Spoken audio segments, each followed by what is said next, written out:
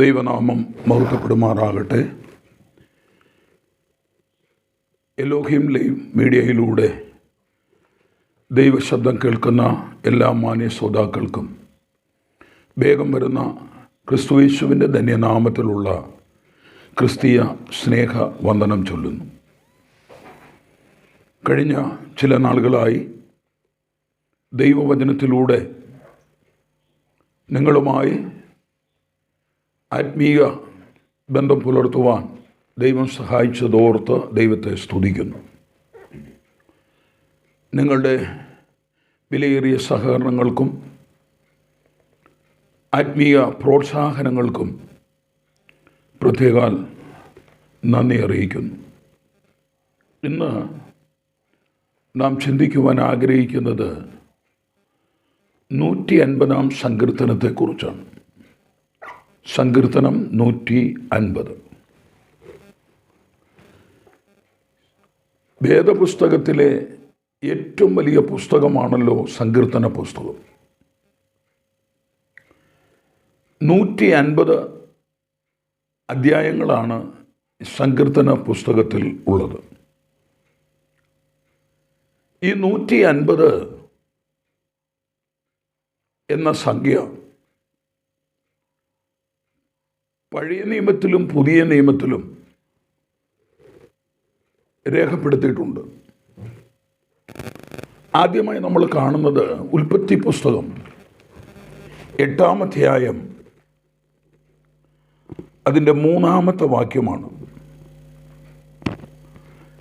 7:24, 8:3.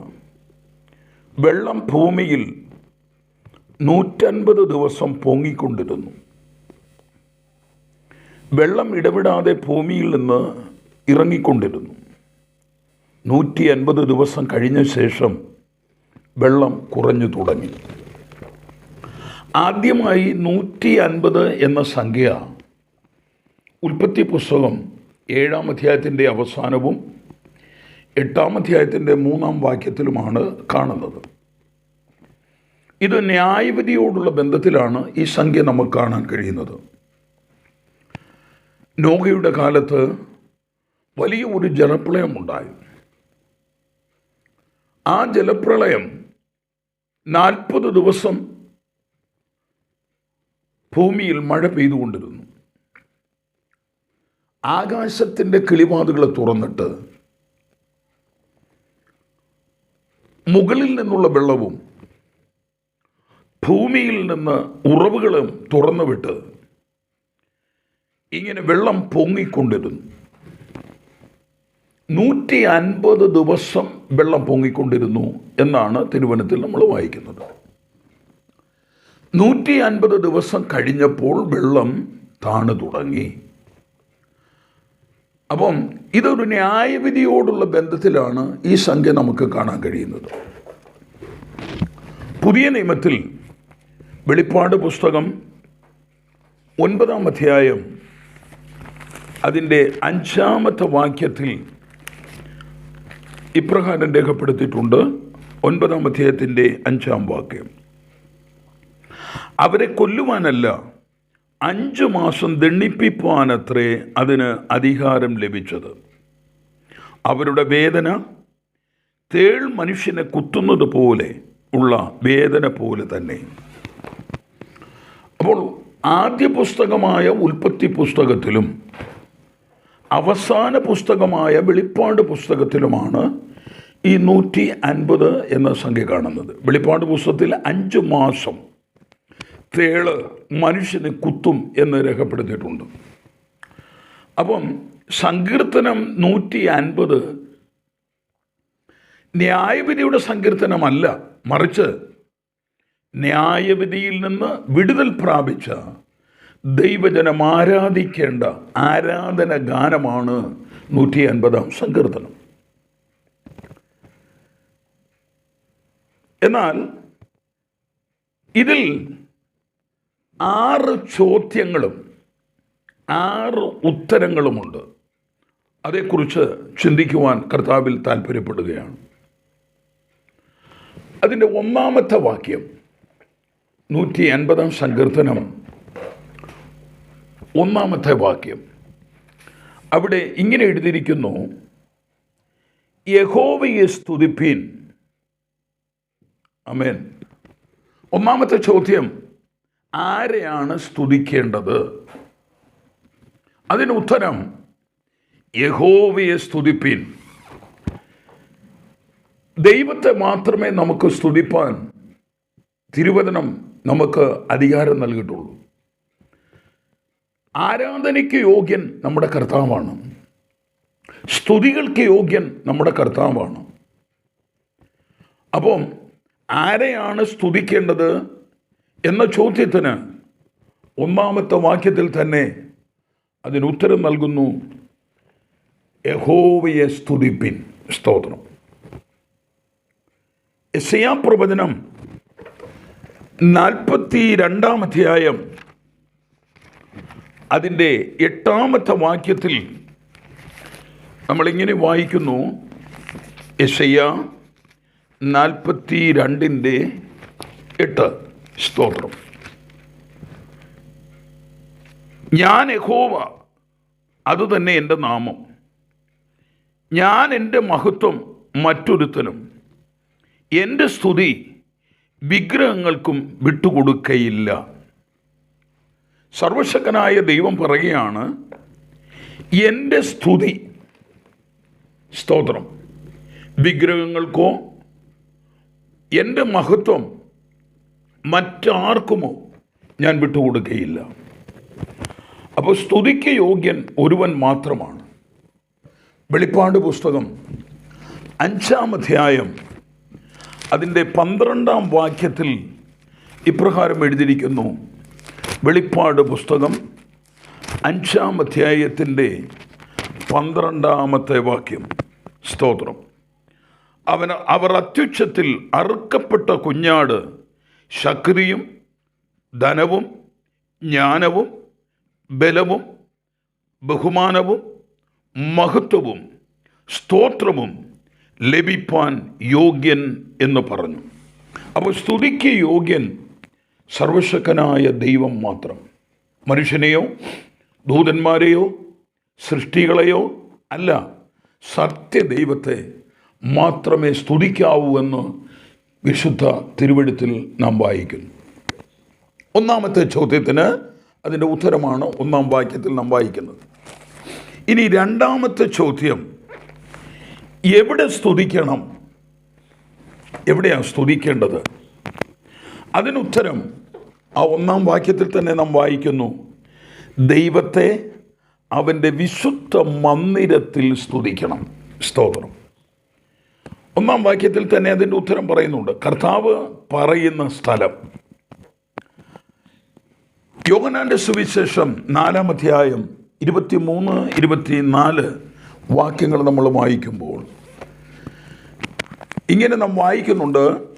യോഹന്നാന്റെ സുവിശേഷം 4 അധ്യായത്തിൻ്റെ 23-24 വാക്യങ്ങൾ. സ്തോത്രം. അവിടെ ഇപ്രകാരം എഴുതിയിരിക്കുന്നു. സ്തോത്രം. സത്യനമസ്കാരികൾ പിതാവിനെ ആത്മാവിലും സത്യത്തിലും നമസ്കരിക്കുന്ന നാഴിക വരുന്നു, ഇപ്പോൾ വന്നുമിരിക്കുന്നു. തന്നെ നമസ്കരിക്കുന്നവർ ഇങ്ങനെയുള്ളവർ ആയിരിക്കണമെന്ന് പിതാവ് ഇച്ഛിക്കുന്നു. സ്തോത്രം. അപ്പം ദൈവത്തെ ആരാധിക്കേണ്ടത്, ആമേൻ, സ്തോത്രം, ഈ മലയിലുമല്ല ആ മലയിലുമല്ല. സത്യനമസ്കാരികൾ പിതാവിനെ സത്യത്തിലും ആത്മാവിലും ആരാധിക്കണം. സ്തോത്രം. അത് വിശുദ്ധ മന്ദിരത്തിലായിരിക്കണം. യോഹന്നാന്റെ സുവിശേഷം 4:23-24. അപ്പോൾ രണ്ടാമത്തെ ചോദ്യം, എവിടെയാണ് സ്തുതിക്കേണ്ടത്? മൂന്നാമത്തെ ചോദ്യം, എന്തുകൊണ്ടാണ് സ്തുതിക്കേണ്ടത്? അതിന് ഉത്തരം 2 വാക്യം, അവൻ്റെ വീരപ്രവർത്തികൾ നിമിത്തം അവനെ സ്തുതിക്കണം. സ്തോത്രം. എന്തുകൊണ്ടാണ് നാം ദൈവത്തെ സ്തുതിക്കുന്നത്? ദൈവം നമുക്ക് ചെയ്തിരിക്കുന്ന വീരപ്രവർത്തികൾ നിമിത്തം. സ്തോത്രം. അത് എത്ര വലിയതാണ്. അത് നിമിത്തമാണ് നാം ദൈവത്തെ സ്തുതിക്കുവാൻ കടപ്പെട്ടിരിക്കുന്നത്. അപ്പം എന്തുകൊണ്ടാണ് നാം ദൈവത്തെ സ്തുതിക്കേണ്ടത്? ദൈവം നമ്മുടെ ജീവിതത്തിൽ ചെയ്തിരിക്കുന്ന എത്രയോ വീരപ്രവൃത്തികൾ, മനുഷ്യനെ കൊണ്ട് അസാധ്യമായിരുന്നത്, സ്തോത്രം, ദൈവം അത് സാധ്യമാക്കി തീർത്തതുകൊണ്ട് അവൻ്റെ വീരപ്രവൃത്തികൾ നിമിത്തം നാം അവനെ സ്തുതിക്കണം. നാലാമത്തെ ചോദ്യം, എന്തിനു സ്തുതിക്കണം? അതിനുത്തരം 2-ാം വാക്യത്തിൽ തന്നെ കാണുന്നു. അവൻ്റെ മഹിമ ആധിക്യത്തിന് തക്കവണ്ണം അവനെ സ്തുതിക്കണം. ഹല്ലേലൂയ. അവിടെ വായിക്കുന്നത് അവൻ്റെ മഹിമ ആധിക്യത്തിന് തക്കവണ്ണം ദൈവം നമുക്ക് ചെയ്തിരിക്കുന്ന വീരപ്രവൃത്തികൾ നിമിത്തം നാം ദൈവത്തെ സ്തുതിക്കണം. അതുപോലെ തന്നെ അവൻ്റെ മഹിമ ആധിക്യത്തിന് തക്കവണ്ണം നാം അവനെ സ്തുതിക്കണം. അവൻ മഹിമ ധരിച്ചവനാണ് നമ്മുടെ ദൈവം. അവൻ്റെ മഹിമ അഗോചരമാണെന്ന് തിരുവചനം പറയുന്നു. സ്തോത്രം. അപ്പം നമ്മുടെ ജീവിതത്തിൽ ദൈവം ചെയ്തിരിക്കുന്ന മഹിമാധിക്യത്തിന് തക്കവണ്ണം നാം അവനെ സ്തുതിക്കേണ്ടിയിരിക്കുന്നു. 5-ാമത്തെ ചോദ്യം, സ്തോത്രം, എങ്ങനെയാണ് നാം അവനെ സ്തുതിക്കേണ്ടത്? അതിന് ഇപ്രകാരം വായിക്കുന്നുണ്ട്. 3-ാം വാക്യം, കാഹളനാദത്തോടെ അവനെ സ്തുതിപ്പീൻ, വീണയോടും കിന്നരത്തോടും കൂടെ അവനെ സ്തുതിപ്പീൻ, തപ്പിനോടും നൃത്തത്തോടും കൂടെ അവനെ സ്തുതിപ്പീൻ, തന്ത്രിനാദത്തോടും കുഴലിനോടും കൂടെ അവനെ സ്തുതിപ്പീൻ, ഉച്ചനാദമുള്ള കൈത്താളങ്ങളോടെ അവനെ സ്തുതിപ്പീൻ, അത്യുച്ചനാദമുള്ള കൈത്താളത്തോടെ അവനെ സ്തുതിപ്പീൻ. ഇവിടെ സംഗീത ഉപകരണങ്ങളോടുകൂടെ നമ്മൾ ഈ വാക്യത്തിൽ 3 മുതൽ 5 വരെയുള്ള തിരുവെഴുത്തുകളിൽ 9 വാദ്യഘോഷങ്ങളെ നമുക്ക് കാണാൻ കഴിയുന്നുണ്ട്. 1 കാഹളനാദം, സംഖ്യാപുസ്തകം 10:1. 2 വീണ, എബ്രായർ 7:4, സങ്കീർത്തനം 107:6. 3 കിന്നരം, 1 ശമൂവേൽ 16:23. 4 തപ്പ്, പുറപ്പാട് പുസ്തകം 15-ാം അധ്യായത്തിൻ്റെ 20-ാം വാക്യം.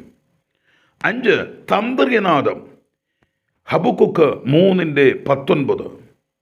6 നൃത്തത്തോടെ, പുറപ്പാട് 15:21. 7 കുഴല്, 1 രാജാക്കന്മാർ 1:40. 8 കൈത്താളം, 1 ദിനവൃത്താന്തം 16:5. 9 അത്യുച്ചനാദമുള്ള കൈത്താളം, 1 ദിനവൃത്താന്തം 25:6. അപ്പോൾ ഈ 9 വാദ്യങ്ങളോട് കൂടെ വേണം നാം ദൈവത്തെ സ്തുതിക്കുവാൻ. ഹല്ലേലൂയ. അതിന് ഉത്തരം അങ്ങനെയാണ് നാം വായിക്കുന്നത്. സ്തോത്രം. അപ്പം ദൈവത്തെ നാം ആരാധിക്കുന്നത് സംഗീത ഉപകരണങ്ങളോട് കൂടെ. എങ്ങനെയാണ് നാം അവനെ സ്തുതിക്കേണ്ടത്? സ്തോത്രം. ഇനി ആരാണ് അവനെ സ്തുതിക്കേണ്ടത്? അവസാനത്തെ ചോദ്യം, ആരാണ് അവനെ സ്തുതിക്കേണ്ടത്? അവസാന വാക്യം പറയുന്നു, ജീവനുള്ളതൊക്കെയും യഹോവയെ സ്തുതിക്കട്ടെ. സ്തോത്രം. ജീവനുള്ളതൊക്കെയും യഹോവയെ സ്തുതിക്കട്ടെ. അപ്പോൾ ജീവനുള്ളവരെല്ലാവരും ദൈവത്തെ സ്തുതിക്കുവാൻ കടപ്പെട്ടവരാണ്. സങ്കീർത്തനത്തിൽ നാം വായിക്കുന്നുണ്ട്, ജീവനുള്ളവരൊക്കെയും അവനെ സ്തുതിക്കട്ടെ. ആമേൻ. സ്തോത്രം.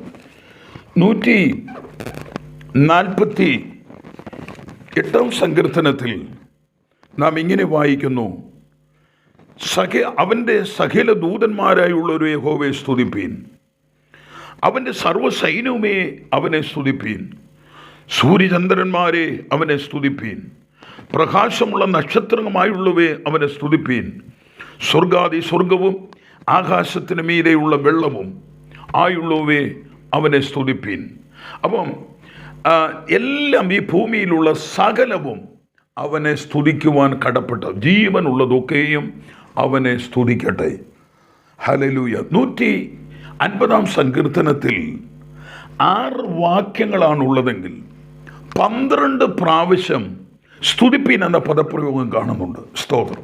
6 വാക്യവും 12 പ്രാവശ്യം സ്തുതിപ്പീൻ എന്ന പദപ്രയോഗം കാണുന്നുണ്ട്.